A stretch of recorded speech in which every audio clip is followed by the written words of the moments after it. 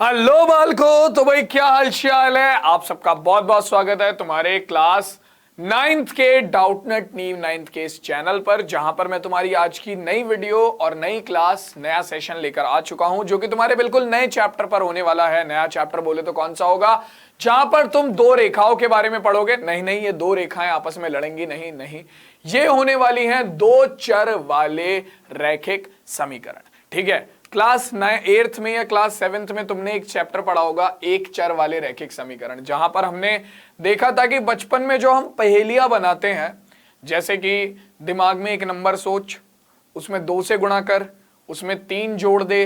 ठीक है, क्या निकल कर आया, तुम बताते थे क्या निकल कर आया, फिर तुम्हारा दोस्त तुम्हें बता देता था कि तुमने कौन सी संख्या सोची, और तुम्हें लगता था कि उसने जादू कर दिया। नहीं, वो जादू नहीं होता था, वो एक क्या करता था, सरल समीकरण को वो सॉल्व करता था, और दिमाग में भैया वो सरल समीकरण को सॉल्व करके तुम्हें आंसर बताता था और तुम्हारा पागल बना देता था। सीधी सी बात है, ठीक है। लेकिन वो जादू नहीं था, वो एक सरल समीकरण को सॉल्व करना था, और ये सारी बच्चों वाली चीजें थी जो हम क्लास 7th और 8th में छोड़ चुके हैं।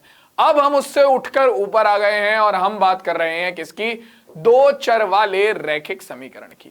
किसकी बात कर रहे हैं, दो चर वाले रैखिक समीकरण की। अब यार देखो, रैखिक समीकरण क्या है। रैखिक समीकरण कोई भी ऐसा समीकरण है जिसमें हमारा क्या होता है, चर की घात 1 होती है। इन सब सारी चीजों के बारे में हम बात करेंगे। ठीक है, तो आज पहला पार्ट देखो, मैं तुम्हें आज ही बता देता हूं, आज ही क्लियर कर रहा हूं कि इस चैप्टर के 3 पार्ट आएंगे। पहले पार्ट में, आज के पार्ट में हम दो चर वाले रैखिक समीकरण क्या होते हैं और इनके मान कैसे निकालते हैं ये सीखेंगे। दूसरे पार्ट में हम दो चर वाले रैखिक समीकरण का हल कैसे निकालते हैं और उनका आलेख कैसे बनाते हैं हम ये सीखेंगे। और तीसरे पार्ट में हम हमारे दो चर वाले रैखिक समीकरण का ही एक और टॉपिक है, अक्षों के समांतर रेखाओं का समीकरण, हम वो सीखेंगे और इस पूरे चैप्टर के अभ्यास प्रश्न करेंगे। तो टोटल 3 पार्ट में ये जो चैप्टर है वो मैं कंप्लीट कराने वाला हूं तुम्हारा क्लास 9th का। तो चैनल को कर लो सब्सक्राइब और अपना जो बेल आइकन है उसे प्रेस कर देना, ताकि जब भी इसके पार्ट आए, क्योंकि मैं बता देता हूं एक पार्ट आज आ गया है, एक पार्ट अब 2 दिन मतलब 1 दिन का गैप छोड़कर आएगा, तो वेट करते रहो। ठीक है, और चैनल को सब्सक्राइब कर लो, क्योंकि ये देखो आज की क्लास में हम बात करेंगे दो चर वाले रैखिक समीकरण के हल के बारे में। मैं बता देता हूं, यहीं पर क्लियर कर लेते हैं अभी सारी चीजें।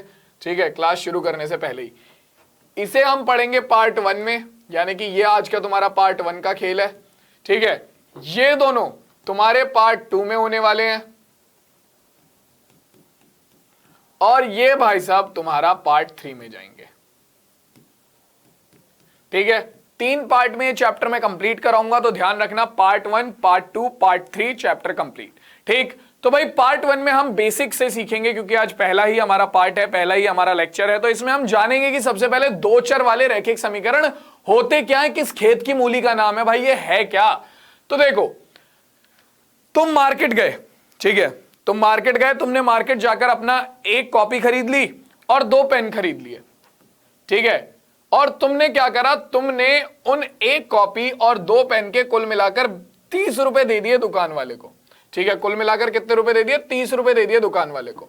ठीक है, अब तुम घर आ गए, मौज में 30 रुपए देके तुम घर आ गए, दुकान वाले ने कहा 30 रुपए दे दो, तुमने दे दिए, तुम घर आ गए।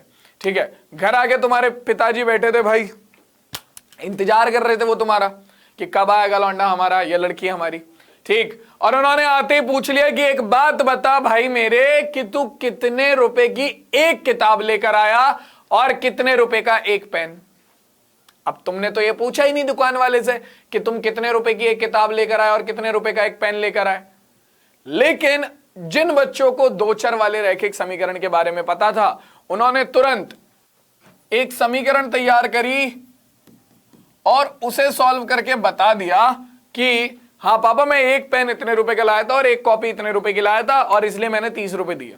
ठीक है, अब ये समीकरण बनी कहां से और दो चर वाली रैखिक समीकरण ये कैसे है, इसके बारे में मैं तुम्हें समझाता हूं। तो सबसे पहले हम इसके नाम को तोड़कर देख लेते हैं। इसके नाम में क्या है, सबसे पहले है दो चर। हम चरों के बारे में जानते हैं, क्लास 7 से हम पढ़ते हुए आ रहे हैं कि चर क्या होते हैं। हमने 2 तरीके की चीजें पढ़ी हैं, अचर और चर। ठीक है, भूत प्रेत नहीं है ये कि तुम इसे उल्टा सीधा समझने लगो। अचर का मतलब होता है वह पद जिनका मान नहीं बदल सकता। ठीक है, इंग्लिश में इन्हें बोलते हैं कांस्टेंट। ठीक है, वह पद जिनका मान फिक्स हो जाता है, जिनका मान नहीं बदल सकता, जैसे कि तुम्हारा तुम्हारा हो गया 2, 5, 8। ठीक है, अब तुम जानते हो कि इनका मान फिक्स है, 5 को तुम 5 ही बोलोगे, 5 को तुम 8 नहीं बोल सकते हो। ठीक है, तो ऐसी चीजें जिनका मान फिक्स होता है भैया वो होते हैं हमारे अचर पद। ठीक है, वहीं हमारे कुछ पद होते हैं जिन्हें हम कहते हैं चर, या इंग्लिश में बोले तो वेरिएबल। ठीक, चर हमारे क्या होते हैं? चर हमारे वो पद होते हैं बच्चों जो कि बेपेंदी के लोटे होते हैं। ठीक है, जो क्या होते हैं? जो कि बेपेंदी के लोटे होते हैं, मतलब उनका मान कुछ भी हो सकता है।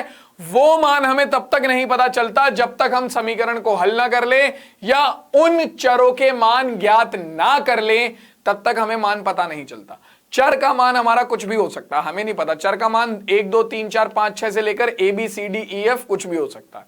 ठीक है, तो भाई किसी भी समीकरण को तैयार करने के लिए उसमें हमारे कुछ चर और अचर पदों की गुणा करके, भाग करके, घटा के, जोड़ के लिखा जाता है। ठीक है, और समीकरण को तैयार करने के लिए उसमें एक LHS होता है, एक RHS होता है, और LHS और RHS के बीच में एक तुल्यता का चिन्ह होता है जो दोनों साइड की, यानी कि LHS की और RHS के कंपैरिजन यानी कि तुलना करता है, जैसे कि यहां पर हमारा बराबर का चिन्ह है। ठीक है, तो अब बच्चों देखो, अब समीकरण हमें समझ में आ गई, समीकरण में हमारा चर हमें समझ में आ गए। ठीक है, तो हमने क्लास 8th में कुछ इस तरीके की समीकरणों के बारे में पढ़ा था।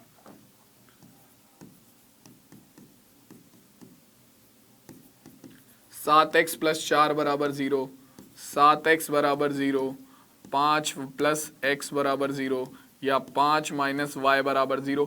तो तुम देखो ये जितनी भी समीकरणें हैं इनमें हमारा केवल एक चर है, चर जिस पद का मान हमें नहीं पता है। देखो यहां पर भी x है, यहां पर भी x है, यहां पर भी x है, यहां पर भी x है। ये जितनी समीकरणें हैं इन सब में हमारा एक चर है। ठीक है, यहां पर भी तुम देखोगे, यहां पर भी क्या है? यहां पर भी केवल एक चर है जो कि y है। तो यहां पर जितनी समीकरणें मैंने आपके सामने लिखी हैं इन सब समीकरणों में हमारा केवल और केवल एक चर y है। ठीक है, एक चर y है। ठीक है, तो ये हमारी जो समीकरणें हैं वो है एक चर वाली समीकरण। ये सब हमारी एक चर वाली समीकरण है, क्योंकि इन सब में एक ऐसा पद या एक ऐसी संख्या दे रखी है जिसका मान हमें नहीं पता है। तो ये सब की सब एक चर वाली समीकरण है। ठीक है, अब एक चर वाली समीकरण हमें समझ में आ गई क्योंकि क्लास 8th में और क्लास 7th में हमने अच्छे से पढ़ी है।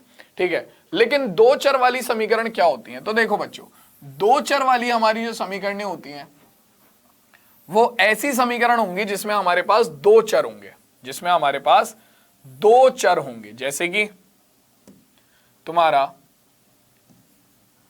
2x प्लस 5y प्लस 3 बराबर 0। अब इस समीकरण को अगर तुम ध्यान से देखो तो इसमें एक LHS है, एक RHS है, एक तुल्यता का चिन्ह है, मतलब कि ये समीकरण तो बन रही है। ठीक है, अब इस समीकरण की अगर हम बात करें तो इस समीकरण में अगर तुम ध्यान दोगे तो एक चर तो तुम्हारा ये रहा, ठीक है, और एक चर तुम्हारा ये रहा y। इस एक समीकरण के अंदर बच्चों आपके पास दो चर आ गए। इस एक समीकरण के अंदर आपके पास कितने चर आ गए बच्चों? दो चर आ गए। ठीक है, तो ये जो समीकरण है जिसके अंदर हमारे दो चर होते हैं वो हमारी दो चर वाली समीकरण कहलाती है। ठीक है, तो बेटा ऐसी समीकरण जिसके अंदर हमारे दो चर हों वो हमारी दो चर वाली समीकरण कहलाती है, जैसे कि तुमने यहां पर देख लिया, बिल्कुल सिंपल, क्लियरली, बिना किसी दिक्कत के। ठीक है, इतना पॉइंट सबको समझ में आ गया कि दो चर वाली समीकरण क्या होती है। भैया कोई भी ऐसी समीकरण जिसमें दो चर है वो दो चर वाली समीकरण हो जाएगी, जैसे कि तुम्हारा a प्लस 5b बराबर 3 या t 2t माइनस u बराबर 4। ये जितनी भी समीकरणें हैं तुम देख सकते हो इन सब में हमारा क्या है, हमारे पास दो चर दे रखे हैं। यहां पर a और b हमारे दो चर हैं, यहां पर t और u हमारे दो चर हैं, मतलब कोई भी समीकरण जिनमें दो चर होंगे वो दो चर वाली समीकरण हो गई। ठीक है, अब दो चर वाली समीकरण तो समझ में आ गया, लेकिन ये रैखिक क्या है? तो देखो बच्चों, ये जो रैखिक है ये आलेख से जुड़ा हुआ होता है। ठीक है, ऐसी समीकरण जिनका आलेख एक सरल रेखा होती है उन्हें रैखिक समीकरण कहा जाता है। लेकिन हम अब यहां पर इसका आलेख तो बनाएंगे नहीं, अभी तो हमने सीखा भी नहीं आलेख बनाना, तो कैसे पता चलेगा कि ये रैखिक समीकरण है या नहीं? तो बेटा देखो, कोई भी ऐसी समीकरण जिसमें चर की अधिकतम घात 1 होती है, ध्यान से सुन लेना क्या बोल रहा हूं मैं, कोई भी ऐसी समीकरण जिसमें चर की घात हमेशा 1 होती है, ठीक है, वो हमारी कौन सी समीकरण कहलाती है? रैखिक समीकरण कहलाती है। जैसे कि तुम ये सारे के सारे एग्जाम्पल देखो, इन सब में जैसे कि तुम्हारा पहला एग्जाम्पल, यहां पर ये चर है, चर की घात यहां पर भी क्या है? 1 है, ठीक है, यहां पर भी चर की घात क्या है? 1 है, यहां पर भी चर की घात क्या है? 1 है, ठीक है। तो ये सब की सब बच्चों, ये जितनी भी समीकरणें यहां तुम्हारे सामने लिखी हुई हैं, ये सब की सब बच्चों दो चर वाली समीकरण तो है ही है, लेकिन क्योंकि इनमें चरों की अधिकतम घात 1 है, तो इसीलिए बच्चों ये दो चर वाली कौन सी समीकरण बनती हैं? ये दो चर वाली रैखिक समीकरण बनती हैं। कौन सी समीकरण बनती है बच्चों? दो चर वाली रैखिक समीकरण बनती है।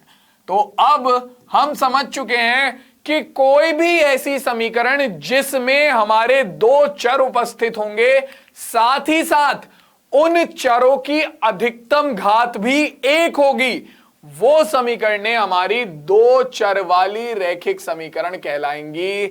अब इसमें किसी बालक को कोई दिक्कत है तो कमेंट करके बताओ अभी के अभी, और नहीं तो फिर हम आगे चलते हैं।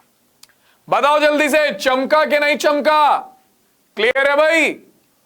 चलो अब देखो, हमारे पास दो चर वाली रैखिक समीकरण समझ में आ गई, मतलब कोई भी ऐसी समीकरण जिसमें चर की अधिकतम घात 2 हो, ठीक है, और मतलब जिसमें चर की हमारे चर अधिकतम 2 हो और उसमें चर की जो अधिकतम घात है वो 1 हो, हमारी दो चर वाली रैखिक समीकरण कहलाती है, ठीक है। इसका जो व्यापक रूप होता है, मतलब जो जनरल फॉर्म होती है इसकी, ऐसा रूप जिससे आप तुलना कर सकते हो, मतलब किसी भी समीकरण का अगर तुम्हें पता लगाना है कि ये दो चर वाली रैखिक समीकरण है या नहीं है, तो आप इस रूप से इसकी तुलना कर लो।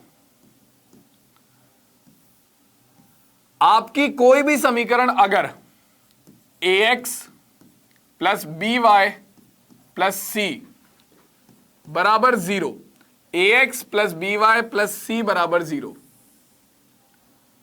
जहां a, b व c वास्तविक संख्याएं हैं, वास्तविक संख्याएं हैं तथा x व y हमारे क्या है? x व y चर हैं,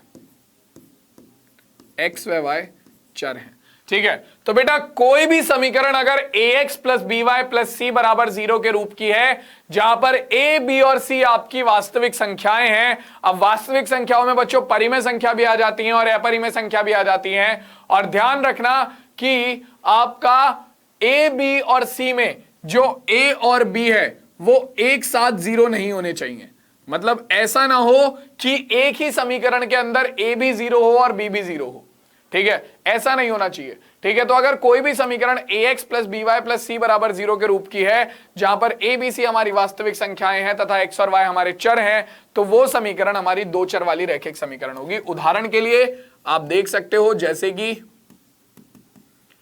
2x प्लस 3y प्लस 7 बराबर 0। अब तुम यहां पर साफ साफ देखो कि ये जो समीकरण है ये ax plus b y plus c बराबर 0 के रूप की है, ठीक है।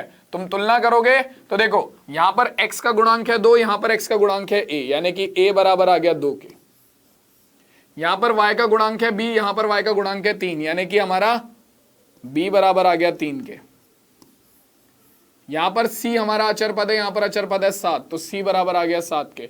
यानी कि कोई भी ऐसी समीकरण बच्चों जो कि ax plus b y plus c बराबर 0 के रूप की होगी, वो हमारी दो चर वाली रैखिक समीकरण कहलाती है। जैसे कि तुम्हारा 5x प्लस 7 बराबर, या 5a प्लस a भी नहीं लेते हैं, 5t लेते हैं, 5t प्लस 7 बराबर 3u के, ठीक है। अब यह समीकरण क्या दो चर वाली रैखिक समीकरण है? तो इसे मैं जरा सरल करके देखूं तो मुझे साफ दिख रहा है कि यहां पर दो चर हैं टी और यू, और चरों की अधिकतम घात भी हमारी क्या है, एक है। तो सिंपल सी बात है बच्चों, ये दो चर वाली रैखिक समीकरण तो है, क्योंकि यहां पर दो चर हैं और चरों की अधिकतम घात एक है, तो ये दो चर वाली रैखिक समीकरण तो है। लेकिन इस दो चर वाली रैखिक समीकरण को हम जरा ax plus b y plus c बराबर 0 यानी कि व्यापक रूप में लेकर आते हैं। कैसे? हमें चाहिए बराबर में क्या, हमें चाहिए बराबर में 0, तो हम इस 3 u को उठाकर इधर ले आएंगे, तो हो जाएगा 5t प्लस का 3u इधर आकर माइनस के 3u हो गया, और प्लस के 7 बराबर 0। अब अगर बच्चों तुम इस समीकरण की तुलना करोगे ax plus b y plus c से, तो तुम्हारे पास a का मान आएगा 5, b का मान आएगा माइनस के 3 और c का मान आएगा 7। हमेशा याद रखना, जब भी आप a, b और c का मान निकालोगे तो चिन्ह के साथ लोगे, ठीक है?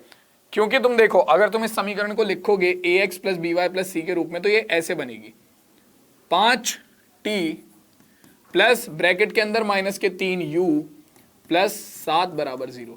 अब अगर तुम इसकी तुलना करते हो ax plus b y plus c बराबर 0 से, तो तुम्हारे पास a का मान आएगा 5, b का मान आएगा माइनस के 3 और c का मान आएगा 7, ठीक है? तो ये हो गया बच्चों तुम्हारा दो चर वाला रैखिक समीकरण। अब मुझे लगता है हर एक बालक को ये क्लियर हो गया होगा कि दो चर वाला रैखिक समीकरण क्या होता है, कैसा होता है, क्यों होता है और कब बनता है, ठीक है? आ जाओ, तो अब एक दो छोटे छोटे क्वेश्चन करते हैं जो कि तुम्हारे सवाल से पेपर में पूछे जा सकते हैं, ठीक है? जैसे कि अब ये कह रहा है कि निम्नलिखित समीकरण को ax plus b y plus c के रूप में व्यक्त करो और abc के मान निकालो। तो समीकरण तुम्हारे सामने है, ठीक?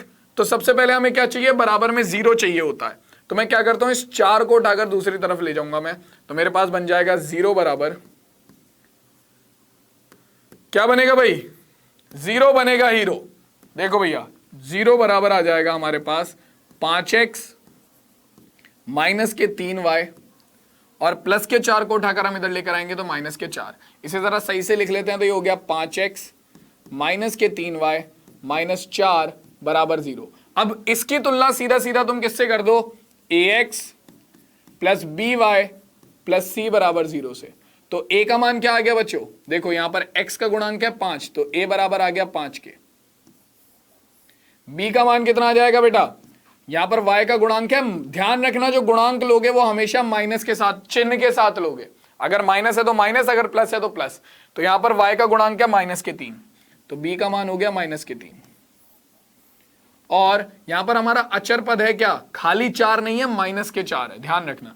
तो c यानी कि अचर पद हो गया माइनस के 4, और ये हो गया बच्चों हमारा दो चर वाली रैखिक समीकरण से a, b और c का मान, ठीक है? तो सिंपल ऐसे सवाल कई बार तुमसे पेपर में पूछेगा, एक एक नंबर में बहुत ज्यादा पूछे जाते हैं। और मैं बता दूं कि क्लास 10th में तुम्हारा तीसरा चैप्टर है दो चर वाले रैखिक समीकरण के युग्म, ठीक है? यानी कि जो तुम यहां पर पढ़ रहे हो दो चर वाले रैखिक समीकरण, इसी का हायर वर्जन तुम्हें पढ़ने को मिलेगा तुम्हारा क्लास 10th में। तो बहुत इंपॉर्टेंट है, वो ध्यान से सुन लो, ठीक है? तो अब बच्चों देखो, इसका पार्ट 1 जो है उसका पहला टॉपिक अपना हम पढ़ रहे हैं, ठीक है? दो चर वाले रैखिक समीकरण। अगर तुम्हें ये क्लास समझ में आ रही है, क्लास में मजा आ रहा है, टॉपिक अच्छे से क्लियर हो रहा है, कॉन्सेप्ट क्लियर हो रहा है दो चर वाले रैखिक समीकरण का, तो क्लास को लाइक कर दो, ठीक है? अपने सारे दोस्तों को शेयर करो और मुझे कमेंट्स में बताओ कि तुम्हें कौन से वाले पार्ट में अभी तक सबसे ज्यादा मजा आया, क्योंकि अब मैं चलने वाला हूं दूसरे क्वेश्चन पर, ठीक है? सेम ऐसा ही क्वेश्चन है, ये तुम लोगों के लिए होमवर्क है, ठीक है? इस क्वेश्चन को करने की कोशिश करो कि कैसे कर सकते हैं, ठीक?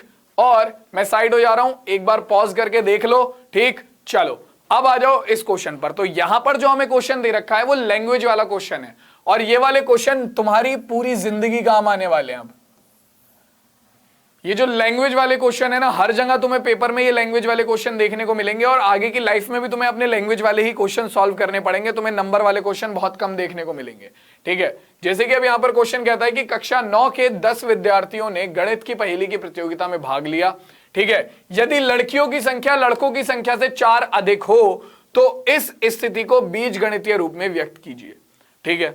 अब हमें बोला है कि लड़कियों की संख्या लड़कों की संख्या से 4 अधिक है, तो हमें कोई भी समीकरण बनाने के लिए बीजगणितीय रूप मतलब समीकरण के रूप में व्यक्त करना है।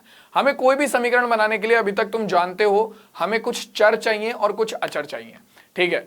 अब यहां पर हम क्या करेंगे, हम चर उन्हीं चीजों को मानेंगे जो हमें नहीं पता है। जैसे कि यहां पर हमें क्या नहीं पता है, यहां पर हमें नहीं पता है लड़कियों की संख्या, और लड़कों की संख्या।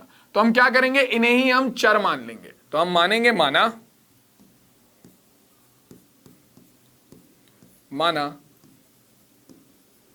लड़कियों की संख्या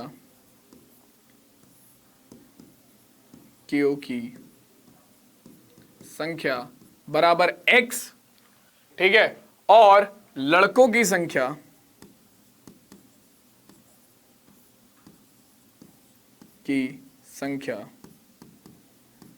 बराबर y। लड़कियों की संख्या बराबर x, लड़कों की संख्या बराबर y, ठीक है। तो अब प्रश्न में हमें क्या दिया हुआ है, सीधा देखो प्रश्नानुसार हमसे क्या कह रहा है। प्रश्नानुसार हमसे बोला गया है कि हमारा जो लड़कियों की संख्या है, लड़कियों की संख्या बोले तो x, क्या है बच्चों, वो लड़कों की संख्या से 4 अधिक है। तो लड़कों की संख्या हमारी कितनी है, लड़कों की संख्या है हमारी y, ठीक है, और इससे कितनी अधिक है, 4 अधिक है, तो +4। तो x बराबर हो गया y +4 के, यानी कि लड़कियों की संख्या लड़कों की संख्या से 4 अधिक है, ठीक है। लड़कियों की संख्या x, लड़कों की संख्या y से 4 अधिक है। तो x बराबर हो गया y +4, या फिर इन दोनों को उठाकर इधर ले आए तो हम इस समीकरण को लिख सकते हैं x प्लस का y इधर आकर -y हो जाएगा और प्लस का 4 इधर आकर -4 बराबर 0 के, ठीक है। x -y -4 बराबर 0 के, और ये हो गया बच्चों हमारा बीज गणितीय रूप इस दी गई शर्त का, ठीक है। तो अब अगर तुमसे कोई स्कूल में पूछ ले कि इस तरीके से लड़कों की संख्या और लड़कियों की संख्या कितनी होगी, तो तुम्हें क्या करना पड़ेगा, इस समीकरण को हल करना पड़ेगा पहले, तभी तुम लड़कों की संख्या और लड़कियों की संख्या बता पाओगे, जब तुम इस समीकरण को हल कर लोगे। सिंपल है, ठीक है। चलो अब देखो, समीकरण को हल करने से पहले हमें सीखना होता है समीकरण का मान कैसे निकालेंगे, ठीक है। तो देखो, समीकरण को हल करना, दो चर वाले रैखिक समीकरण क्या होते हैं ये मैं तुम्हें सिखा चुका हूं, लेकिन दो चर वाले रैखिक समीकरण को हल करना ये हम पार्ट 2 में सीखेंगे, लेकिन पार्ट 1 में हम एक और चीज सीखने वाले हैं, वो है दो चर वाले रैखिक समीकरण का मान कैसे निकाल सकते हैं, ठीक है। तो देखो, सिंपल सी बात है, आपका किसी भी समीकरण का अगर आपको मान निकालना है तो मैं एक एग्जांपल ले लेता हूं, जैसे कि हमारा यही वाला एग्जांपल था। इस समीकरण का मान निकालने का मतलब यह होता है, सिंपल से किसी भी समीकरण का मान निकालने का मतलब यह है कि तुम क्या करो, उस समीकरण में 3y, x की जगह पर कुछ मान रखो और y की जगह पर कुछ मान रखो। सिंपल सी चीज है, x की जगह पर कुछ मान रखो, y की जगह पर कुछ मान रखो, ठीक है। तो यहां पर देखो भैया, ये आ जाएगा हमारा कितना, 4 बराबर 5 गुणा 1 माइनस 3 गुणा 2। सॉल्व करेंगे तो 4 बराबर 5 एकम 5 माइनस 2 तिया 6, तो 4 बराबर आ गया -1 के, ठीक है। 4 बराबर -1, क्या ये कभी संभव हो सकता है? यहां पर तुम देख सकते हो तुम्हारा LHS जो है वो बिल्कुल भी बराबर नहीं आ रहा है RHS के, है ना। 4 बराबर आ रहा है -1 के, तो LHS बराबर नहीं आ रहा है RHS के, ठीक है। तो इसका एक सिंपल सा मतलब होता है, ठीक है। अब तुमने ये देख लिया कि कोई भी समीकरण है तो उसका मान तुम कैसे निकालोगे। किसी भी समीकरण का मान निकालने का मतलब है कि आपको जो चर है उसके कुछ मान दिए होंगे जो कि आपको समीकरण में रखने हैं और उसके बाद समीकरण को हल करना है, ठीक है। जो आपका चर है उन चर के मानों को आपको समीकरण में रख कर समीकरण को हल करना, समीकरण का मान निकालना कहलाता है। अब अगर वो मान जो है उसमें LHS बराबर RHS आ जाता है तो जो आपके चर थे वो आपके जो चर का मान था वो समीकरण का हल कहलाएगा, ठीक है। और अगर LHS बराबर RHS बराबर नहीं आता है, LHS बराबर नहीं आ रहा RHS के, तो आपके जो समीकरण के जो हल हैं वो ये वाले बिंदु नहीं हो सकते, ठीक है। तो भाई देखो, हल हम अगले पार्ट में बात करेंगे, लेकिन आज के पार्ट में मैंने तुम्हें सिखा दिया है कि दो चर वाले रैखिक समीकरण क्या होते हैं और उनका मान कैसे निकालते हैं। मान कोई बड़ा मुद्दा नहीं था, मान बहुत छोटी सी चीज है कि किसी भी चर, आपको जो दो चर हैं उनके कोई ना कोई पद दे रखे होंगे, x बराबर 2, x बराबर 3, x बराबर 4, x बराबर 5, x बराबर 9, x बराबर 10, किसी भी तरीके के मान दे रखे होंगे, उन्हें उठाकर आप समीकरण में रखोगे तो उससे हल करने पर जो भी मान आएगा वो समीकरण का मान हो जाता है, ठीक है। लेकिन हमें मान निकालने की कभी जरूरत नहीं पड़ेगी, हमें पता चलना चाहिए कि समीकरण का हल है या नहीं, वो हम सीखेंगे अगले पार्ट में। लेकिन तब तक तुम्हें क्या करना है, तुम्हें इस सवाल को समीकरण के रूप में बनाकर लाना। ये तुम्हारा काम है। पार्ट 2 2 दिन बाद आएगा, मतलब एक दिन का गैप छोड़ के अगले दिन आएगा, ठीक है। तो वेट करो तब तक के लिए। बाकी इस सवाल को तुम लोगों को सॉल्व करना है इसका, ठीक है। पार्ट 1 हमारा आज जो है वो यहीं पर कंप्लीट होता है, ठीक है। आई होप तुम लोगों को आज की क्लास में मजा आया होगा और दो चर वाले रैखिक समीकरण क्या होते हैं तुम्हें अच्छे समझ में आ गए होंगे। अगर आ गए हैं तो क्लास को लाइक करो, अपने सारे दोस्तों के साथ शेयर करो और चैनल को जरूर सब्सक्राइब करके बेल आइकन दबा देना, ताकि जो हमारा दो चर वाले रैखिक समीकरण का जो पार्ट 2 है जब वो आए तो तुम लोगों को पता चल जाए। बाकी मैं मिलता हूं सीधा नेक्स्ट पार्ट 2 में, तब तक के लिए टेक केयर, टाटा और बाय बाय बच्चों।